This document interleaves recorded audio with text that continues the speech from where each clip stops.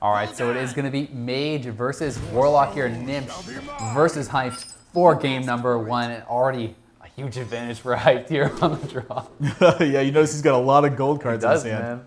He's got that gold. Gnimsh, on the other hand, almost no gold cards in his opening hand here. Almost an insurmountable lead, you have to say here. I mean, 2 gold cards to none already. Right, and one of those gold cards you have to get by getting level 60 Druid. So that's a lot of play to be stacked in there. I like that he keeps his gold card. Oh, he picks up another gold card too. That's a 3,200 dust gold card. 4 gold cards. Oh, okay. Well, instantaneously, you got to give it value advantage over to Hyped coming into this opening turn. I know, man. It's already a huge lead. On a more serious note, of course, Hyped is known for his Miracle Rogue play. Yep. So coming into this, I think that Gnimsh would expect Hyped to lead with Miracle Rogue, and that probably influences his deck choice in terms of playing this Handlock here. Handlock typically has a very good matchup versus Rogue, and Hyped, reading into that, has actually led now with Freeze Mage, which has a good matchup versus Handlock. Well, and especially look at some of the changes that Gnimsh has made to his deck. His double Sunwalker in there. I mean, that seems a little bit surprising to me. That's not something you typically see, and that is very likely a nod towards the strength of Miracle Rogue right now. Having those extra 2 taunts in there can be invaluable against Miracle Rogue. Yeah, a lot of Miracle Rogue, the way it clears its minions is just through efficient damage spells. Yeah. So 4/5 body, which Rogue, Yeti taunt with the Divine Shield. right? It's a thing that's a multi-threat purpose, and that's why it's in here. But against Mage, it's almost an invaluable card. It's just Hype's Mage deck is going to be looking to freeze his opponents out of the game and use that tempo to be able to burn his opponents out just through a tremendous amount of card draw that's in his deck. You're looking at Frost Novas, you're looking at Blizzards, a couple copies of Doomsayer, and then the rest of the deck is basically dedicated to drawing cards and dealing damage. So I think a really strong lead here from Hyped coming into it. And I'm not sure what just happened there. I think the game just restarted somehow. But yeah, we're having some technical issues apparly. Hopefully we can get this sorted out for you guys. Spoiler really alert, perhaps. Yeah. Oh no.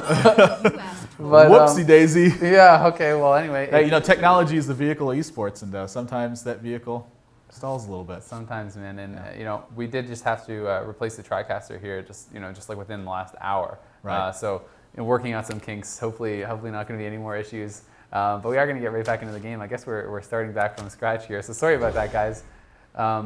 But we are good moving forward. And I'd like to sick replay here, by the way. You really got to touch on the huge value advantage that Hyped has coming into these first couple of turns. Again, 4 gold cards versus 0. Yeah. Not looking good for Gnimsh in that regard. Yeah. Well, back to the game. We are obviously just going to be getting right back to it.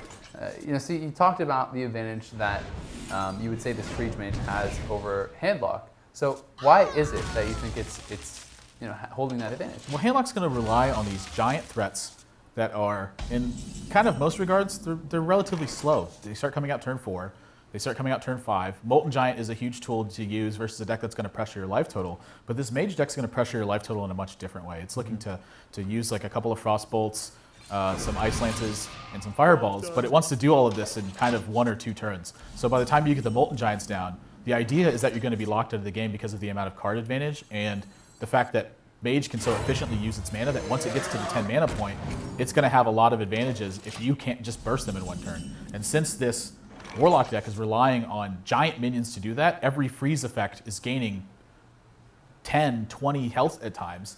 And it's buying the Mage the time he needs in order to either sweep the board with a freeze and a Doomsayer, or to be able to find these burn spells to finish off your life total. And the Warlock hero power is actually working into the Mage's advantage here. He's getting extra cards, but those extra cards aren't helping him pressure the Mage in the way it needs to be pressured, which is through consistent board pressure and then burst combos towards the end and the middle of the game.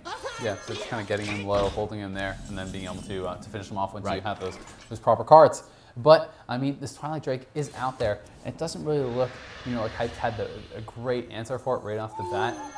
He is going to actually silence up this Leper Gnome, and we'll see. Does he want to clear? Does he want to go face? He's going to go face. So I think you got to go face. Yeah. So I mean, do you think that we're going to see him just have to fireball this, try to get rid of it right away? I mean, you don't really want to start using your freezes and stuff just yet, do you? Honestly, this is where a lot of your options start to open up.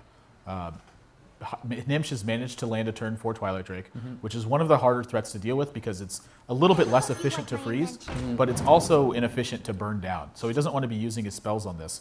So his secondary goal here is going to just be to develop his board and try to poke enough damage in that he can get him low enough that 1 or 2 freeze effects is going to be able to keep him out of lethal and to be able to poke him, again, continue to poke him with these small minions and then finish him off with a couple of big burn spells.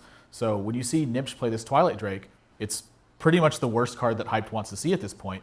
But he's able to overcome that, again, just by sort of drawing through his deck, waiting until he gets bigger mana portions, and then using these more powerful spells like Blizzard to help stave off this damage. Yeah, for sure. Definitely makes a lot of sense. And you can see just how much card draw Hyped is playing with. He's already played a couple Loot Hoarders, he played the Novice, and now he has 2 double card draw Oracles in his hand as well, plus the Arcane Intellects and stuff. Basically all he's been playing this whole game is card draw, trying to set up those perfect combos that we did talk about here. We can see Leroy already in hand here, Power Overwhelming. So is he playing with a Faceless? He is playing with a Faceless, so he does have that combo available to him, and that, at least for me, is more of a newer combo that I've seen. I didn't used to see that so long ago, but that's popping up a lot on the ladder, is that kind of the Leroy Power Overwhelming Faceless for that handlock. 20 damage coming out of handlock. This is actually a really critical turn here for Gnimsh as well, because you notice none of his options are very good at this point. Yeah. I think he has an advantage on the board, but again, just none of his options are very strong. This Defender of Argus is probably his best one. It's going to squeeze in a couple extra points of damage. This is going to start forcing your opponent to either use burn spells or to use free spells. And again, his free spells right now aren't very efficient because you're not looking at any giants on the board, and he's actually needs to continue to develop not only his hand but his mana as well. So he needs to start staying alive. He doesn't have an ice block at this point, and he doesn't have a Doomsayer, so these free spells are only effectively buying him, 7. In this position, it's buying him 10 health at a time, which is a lot of health, but you're not making any progress by freezing. Yeah, and I mean, you saw him mouse over the Blizzard there. He's considering, I think, also just trading in the Loot Hoarder to the Owl just to see what he draws, maybe see if he has any better solutions from that. He has those 2 Cold-Light Oracles in hand, which is a lot of card draw, so he has that as well. Frost Nova, there's a lot of options here. And you can see he's really thinking hard about exactly which one to use. Yeah, this is a difficult position. Yeah, I mean, there's just so many options for him here.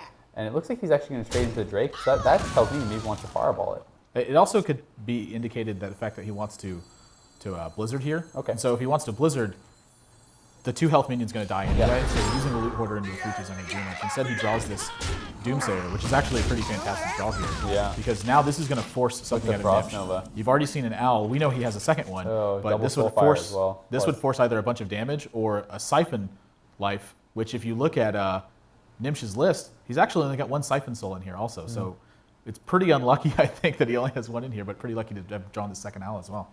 Yeah, but I mean, there's a lot of ways he could do this. He obviously can just silence that up. He can. I mean, there's a number of options. I think he's probably just going to silence the Doomsayer, but he could obviously silence off the Frost Nova off someone, uses Soulfire as well. There are options, and he's thinking about maybe even using Leroy here, which would be a pretty interesting choice. But it looks to me like he's counting. Oh wow, he is going to use Leroy. Okay. This is really. Oh, is he have lethal this turn? 10. Oh wow, he's potentially lethal this turn. Oh wow. Oh my god, we missed that. Double Soulfire plus the Power Overwhelming. He actually just kills him right now. Okay, so right now there's a 20% chance to discard Soulfire. So Gnimsh has an 80% chance to win this turn, and he's going to go for it. He's going to do it, man. Oh, Earthing Farseer gets pitched. GG over to Gnimsh, and again, no. This is a guy that he doesn't get unlucky, man. His luck is astounding, but his play recognition here, we're busy analyzing this matchup. We didn't realize how quickly this damage had built up, and then suddenly, this draw of the second Soulfire with the Leroy, the Power, and 2 Soulfire